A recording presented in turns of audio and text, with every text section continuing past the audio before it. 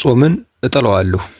እውነት ለመናገር እኔ ጾምን በጣም ነው የሚጠላው። ጾም የሚወደድ እንጂ ደግሞ ይጠላል እንዴ? ስርዓት ያዝ ልትሉኝ ትችላላችሁ። እውነታችሁን ነው። እኔ ስለገባኝና ስለተረዳኝ ነው። እስከ መጨረሻው ድረስ አብራችሁን ከቆያችሁ የዚህን አስደናቂ እውነታ በመጽሐፍ ቅዱስ ማስረጃነት አሳያችኋለሁ። ከዛ የእናንተን ውሳኔ ትወስናላችሁ። ይህንን እስከ መጨረሻው ከሰማችሁ ግን ሐሳባችሁን እመኑኝ ሙሉ በሙሉ እንደምትቀይሩ ሙሉ እምነት አለ። ይህ ነጽሮት ሚዲያ ነው። መጽሐፍ ቅዱስን መሰረት በማድረግ የሚቀርቡ ወቅቱን የጠበቁ ተከታታይ ቁም ነገሮችንና ጥያቄ ጠይቃችሁ ለመረዳት የምትፈልጉ ሁሉ ቻናሉን ሰብስክራይብ በማድረግ ቤተሰብ ይሁኑ። እኔ ጾምን የምጠላበት ምክንያቴ ብዙ ነው። ቢሆንም ለምሳሌ አንደኛ ሰዎችን ከምግብና ከውሃ መከልከሉ፣ ቀኑን ሙሉ ማስጨነቁና ማስራቡ፣ የሥራ አቅም ማሳጣቱ፣ ይህ ሁሉ ያበሳጨኛል። ለምን ይሆን ሰው እንዲህ የሚቃጠለው ብዬም ራሴን ይጠይቃሉ። ትርጉሙንም አይገባኝም። ከንቱ ልፋት ብቻ ነው። አዎ የምጠላው ያንን አይነቱን ጾም ነው። ሰምታችሁኛል አይደል? አዎ ያን አይነቱን ጾም ነው። የቱን ካላችሁኝ ሆዱን ብቻ አስርቦ አንደበቱን ግን ከሐሜትና ከክፉ ንግግር የማያቀበውን የማይከለክለውን ጾም፣ የምግብ ስጋ ከመተው ውጭ የሰውን ስም የሚበላውን የሚያስበላውን አይነት ጾም። የጠላሁት እውነተኛውን የጾም ትርጉም አለመረዳትን ጭምር ነበር። እናንተ እውነተኛው ጾም ገብቷችኋል? እስኪ ካላችሁበት በሐሳብ ለአፍታ ቆም በሉ። በህይወታችሁ ስንት ቀን፣ ስንት ሳምንት፣ ስንት ወር፣ ስንት ዓመታት ጾማችሁ? የትኛው ጾማችሁ ግን እውነተኛ ነበር? በምን ምክንያት እውነትስ አላችሁት? በመጽሐፍ ቅዱስ መመዘኛ እውነተኛ ጾም መለኪያው ምንድን ነው? የምጠላውን ጾም በመጽሐፍ ቅዱስ ማስረጃነት ላሳያችሁ።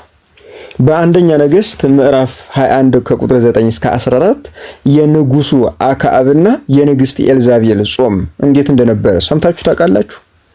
ታሪኩ እንዲህ ነው። ንጉስ አክዓብ የናቡቴን የወይን ተክል ቦታ ፈለገ፣ ናቡቴ ግን አልሸጥም አለው። ንግስት ኤልዛቤል የናቡቴን መሬት ለመቀማት ክፉ ዘዴ ዘየደች። በናቡቴ ላይ የሐሰት ምስክር እንዲቆምበት በማድረግ በእግዚአብሔርና በንጉሱ ላይ ስድብን ተሳድቧል በሚል ክስ እንዲወገዝ በከተማው ጾም አወጀች። ታዲያ የዚህ ጾም ስህተቱ ምን ላይ ነው ካላችሁኝ፣ እግዚአብሔር ለመፈለግ ሳይሆን ንጹህን ሰው ለመግደልና መሬቱን ለመንጠቅ የሃይማኖት ስርዓት ለክፉ ዓላማ ስለተጠቀሙበት ይህ የሚጠላ የምጸየፈው ጾም ብየዋለሁ። ሁለተኛ በማቴዎስ ወንጌል ምዕራፍ 6 ከቁጥር 16 እስከ 18 የግብዞች ፈሪሳውያን ጾም እንዴት እንደተገበሩ ታውቃላችሁ? የነገሩ መነሻ እንዲህ ነው። አንዳንድ አይሁዳውያንና ፈሪሳውያን ሲጾሙ ፊታቸውን ያጠቁሩ ያዘኑ ይመስሉ እና በሰው ፊት እንደጾሙ እንዲታወቅላቸው ያደርጉ ነበር። ታዲያ ይህ ምንድነው ክፋቱ ካላችሁኝ፣ ዓላማቸው ከእግዚአብሔር ጋር መገናኘት ሳይሆን በሰው ዘንድ ጻድቅ ነው የሚል ውዳሴ ለማግኘት ስለነበረ ኢየሱስ ይህንን ጾም ዋጋቸውን ተቀብለዋል በማለት ነቅፎታል። ይህ ብቻ አይደለም። ሶስተኛ በሉቃስ ወንጌል ምዕራፍ 18 ከቁጥር 11 እስከ 12 ላይ የተመዘገበውን የፈሪሳዊው በጸሎቱ ጊዜ ያደረገውን አስደናቂ ተግባር አስተውላችሁ ታውቃላችሁ? የነገሩ መነሻ እንዲህ ነው። ፈሪሳዊው ወደ ቤተ መቅደስ ሄዶ እኔ እንደ ሌሎች ሰዎች አይደለሁም፣ በሳምንት 2 ጊዜ ጾማለሁ እያለ በጸሎቱ በራሱ ጽድቅ ይመካ ነበር። አያችሁ? ጾሙ በትህትና እግዚአብሔርን መለመኛ ሳይሆን በራሱ ለመመካት እና ሌሎች ሰዎችን ዝቅ ለማድረግ የተጠቀመበት መሳሪያ ስለነበር ነው። የእናንተን ጾም መረመራችሁት? ከሶስቱ የትኛው ላይ ይመደባል? ይህ ብቻ አይደለም። የሚጾምን ሕዝብ እግዚአብሔር እንደሚያጠፋው ታውቃላችሁ? የምንጾመው ስርዓት ብቻ ለመፈጸም ከሆነ እንዲህ ያደርጉ የነበሩ በመጽሐፍ ቅዱስ ውስጥ ብዙ ታሪክ ያላቸው ሰዎች አሉ። ለምሳሌ በትንቢተ ኢሳይያስ ምዕራፍ 58 ከቁጥር 3 እስከ 4 ላይ እንዲህ ይላል፣ ስንጾም ስለምን አታይም? ራሳችንን ስናዋርድስ ስለምን አታውቅም ይላሉ። ነገር ግን እግዚአብሔር እንዲህ ብሎ ይመልስላችኋል፣ በጾማችሁ ቀን ደስታችሁን ታደርጋላችሁ፣ ሰራተኞቻችሁንም ሁሉ ታስጨንቃላችሁ። እነሆ ለጥልና ለክርክር ትጾማላችሁ፣ በግራም ለማንኳሰስ ዛሬ እንደምትጾሙት አይነት ጾም ድምጻችሁን ወደ ላይ ለማሰማት አይደለም ብሎ እግዚአብሔር ይመልስላችኋል። እነዚህ ሰዎች እያዘኑ ወይም ራሳቸውን እያዋርዱ አስመስለው፣ ነገር ግን በልባችሁ ምን አለ? ጥል አለ፣ ክርክር እና የሰዎችን መብት መግፈፍ ካለ ጾም ዋጋ የሌለው ጾም መሆኑን ይገልጽልናል። በሁለተኛ ደረጃ በትንቢተ ኤርሚያስ ምዕራፍ 14 ቁጥር 12 ላይ ቢጾሙም ጩኸታቸውን አልሰማም፣ የሚቃጠለውን መስዋዕትና የእህሉን ቁርባን ቢያቀርቡ አልቀበላቸውም፣ ነገር ግን በሰይፍና በራብ በቸነፈርም አጠፋቸዋለሁ ይላል። ይህ የተባለው እስራኤላውያን ከክፉ መንገዳቸው ሳይመለሱ እግዚአብሔርን ሳያከብሩ ስርዓት ብቻ ለመፈጸም ሲጾሙ ነው። ልብ ካልተለወጠ ጾም ብቻውን ቁጣን አያበርድም። ስለዚህ እኔና የእናንተ ልብ ጾማችንን ለመጾም በተለወጠ ልብ ለመጾም ምን ያክል ዝግጁ ነው? ወደ ራሳችን እንመልከት እስኪ። በትንቢተ ዘካርያስ ምዕራፍ 7 ከቁጥር 5 እስከ 6 ላይ እንዲህ ይላል፣ ለምድሩ ሕዝብ ሁሉና ለካህናቱ እንዲህ ብለህ ተናገር፣ በእነዚህ 70 ዓመታት በአምስተኛውና በሰባተኛው ወር በጾማችሁና በጮኻችሁ ጊዜ በውኑ ስለ እኔ ጾማችሁን? እናንተም በበላችሁና በጠጣችሁ ጊዜ በውኑ ለራሳችሁ የበላችሁና ለራሳችሁ የጠጣችሁ አይደላችሁምን? ብሎ እግዚአብሔር ይጠይቃል ማለት ነው። እግዚአብሔር ጾማቸው ስለ እኔ ሳይሆን ለራሳቸው ለታይታ እንደሆነ ጠይቋቸዋል። ጾም እግዚአብሔርን ያማከለ ሲሆን ብቻ ነው ዋጋና በረከት ጸጋ የሚያስገኘው ማለት ነው። አንድ ጥያቄ ልጠይቃችሁ ታዲያ፣ እንደዚህ ከሆነ ይህንን የመሰለውን ጾም ውደደው ትሉኝ ይሆን? የእናንተ ጾም ከእነዚህ ሰዎች የሚለይበትን 5 ምክንያቶች ልጠቅሱልኝ ትችላላችሁ? ጾምን አጥብቄ ነው የምጠላው። ምን አይነቱን? ይህንን አይነት ጾም ማለት ነው። የአካብና የኤልዛቤልን አይነት፣ የፈርዖንን አይነት፣ የፈሪሳዊውን አይነት ጾምን እንደጠላሁት አልቀርም። መፍትሄው ምንድነው ካላችሁኝ፣ እውነተኛ ጾም ማወቅና መፈጸም ነው። እውነተኛ ጾም ምን አይነት ጾም እንደሆነ ታውቃላችሁ? ይህንን የጾመ ሰውስ አለ? እውነተኛ ጾም ማለት እኮ ሆድህ ሲርበው የተቸገሩትን ረሃብ ማሰብ ነው። አንደበትን መግዛት፣ ይህ ማለት ሰዎችን ከሚጎዳ ንግግር መቆጠብ ነው። ልብህን ማጽዳት፣ ይህ ማለት በውስጥ ያለውን ቂምና ጥል አውጥቶ መጣል ነው። እውነተኛ ጾም ከተቢት መራቅ ነው። የተራቡት ማብላት ነው። ለተቸገሩ ማሰብ ነው። ከሐሜት መቆጠብ ነው። ከጥልና ከቂም መራቅ ነው። ጸሎትን ማብዛት ነው። በአጠቃላይ የመንፈስ ፍሬን ማፍራት ነው። በገላትያ ምዕራፍ 5 ቁጥር 22 እስከ 23 ላይ የተቀመጡትን የመንፈስ ፍሬዎችን የሚያፈራ ጾም እውነተኛ ጾም ይባላል። የኔና የናንተ ጾም በገላትያ ምዕራፍ 5 ከቁጥር 22 እስከ 23 የተዘረዘሩትን የመንፈስ ፍሬ የሚያስገኝ የሚያፈራ ጾም ነው የምንጾመው። ራሳችንን እንጠይቅ። በመጽሐፍ ቅዱስ ውስጥ እግዚአብሔርን ደስ የሚያሰኘውን ጾም የጾሙ እነማን ናቸው? በብሉይ ኪዳን ስንመለከት ነብይ እግዚአብሔር ቅዱስ ሙሴ የእግዚአብሔርን ሕግ ለመቀበል 10ቱ ትእዛዛትን ለመቀበል በሲና ተራራ 40 ቀንና 40 ሌሊት መጾሙን ታውቃላችሁ።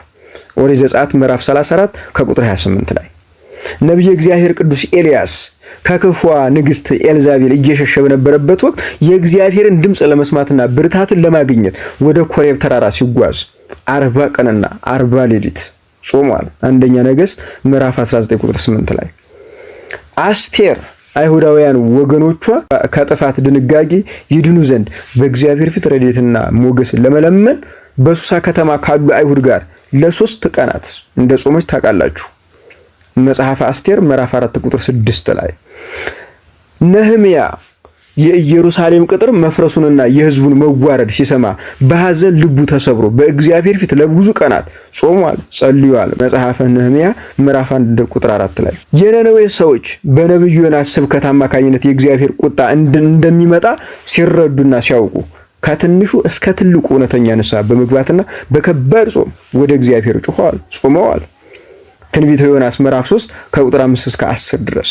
እነዚህ እንግዲህ በብሉይ ኪዳን እውነተኛ ጾምን ወደ እግዚአብሔር ያቀረቡ እውነተኛ ጾምን በመጾም እግዚአብሔርን ደስ ያሰኙ አባቶቻችን እናቶቻችን ናቸው። እውነተኛ ጾም በመጾማቸው ምክንያት ምን አድርገዋል? ስለዚህ በረከትን፣ ጸጋን፣ ረድኤትን ከእግዚአብሔር ዘንድ አግኝቶበታል።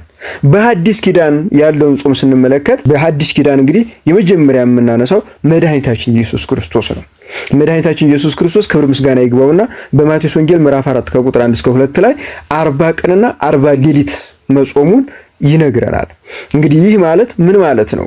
ምክንያቱም ጾም ለሰው ልጅ የተሰጠ የበረከት ምንጭ መሆኑን ሲያስረዳን ነው። ሁለተኛው እንደገና ደግሞ ቅዱሳን ሐዋርያት በሐዋርያት ሥራ ምዕራፍ 13 ከቁጥር 2 እስከ 3 ላይ የእግዚአብሔርን ፍቃድ ለማወቅ ለመጠየቅ ጾመዋል፣ ጸልየዋል ማለት ነው። አያችሁ፣ ይህ ነው። እነዚህ ሁሉ በብሉይ ኪዳንና በሐዲስ ኪዳን ያነሳናቸው አባቶቻችን የጾሙት ጾም ከምግብ መከልከል ባለፈ ልባቸውን ለእግዚአብሔር በማስገዛት በንስሐ በጸሎት ትህትናን በመልበስና የእግዚአብሔርን ፍቃድ በመፈለግ ስለነበረ ጾማቸው እውነተኛ ጾም ተብሏል። በአጠቃላይ እውነተኛ ጾም ሰውን እንድናስብ፣ ፍቅርን እንድናበዛ፣ ውስጣችንን እንድናነጻ፣ የሚበሉት አጥተው የሚጾሙትን እንድንረዳ፣ ትዕግስትን እንድንማርና እና መንፈሳችንን እንድናጠናክር ከአምላካችን ከእግዚአብሔር የተሰጠን እድል ወይም መንፈሳዊ በረከት ነው። አሁን አውቃለሁ ጾምን እጠላዋለሁ ያልኳችሁ የጠላሁት ጾሙን ሳይሆን የራሴን ስጋዊ ድክመት ነው።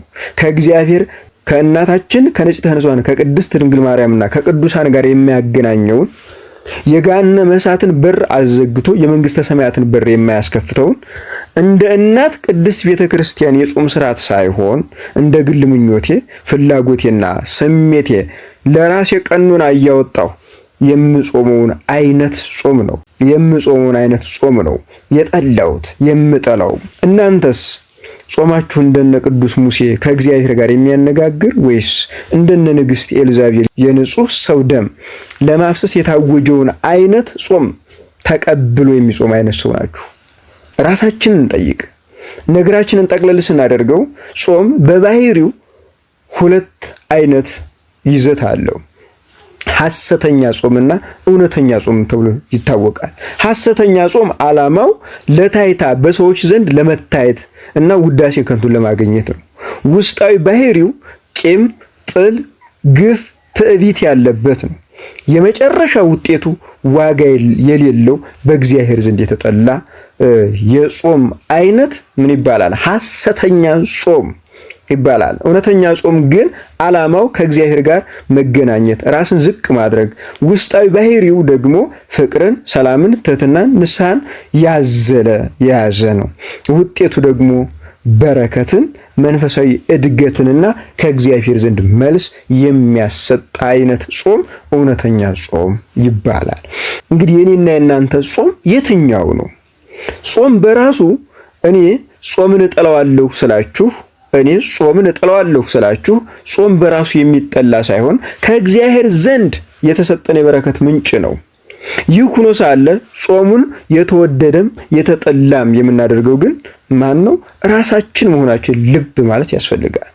ስለዚህ የእግዚአብሔር ቤተሰቦች ሆዳችንን ብቻ ሳይሆን አይምሮአችንና ልባችንንም እውነተኛውን ጾም ለማጾም እናዘጋጅ። የዚህ ቪዲዮ ርዕስ መነሻ እግዚአብሔር በትንቢተ ኢሳይያስ ምዕራፍ 58 ከቁጥር 6 ላይ የተናገረው ቅዱስ ቃል ነው። ጥያቄ አለኝ። ምን ተሰማችሁ? እግዚአብሔር የሚወደውን አይነት ጾም ለመጾም ምን ለማሻሻል አስባችሁ? ሐሳባችሁን በኮሜንት አሳውቁኝ። እግዚአብሔር የሚወደውን ጾም ጾመን በረከት እንድናገኝ በቸርነቱ ይርዳን።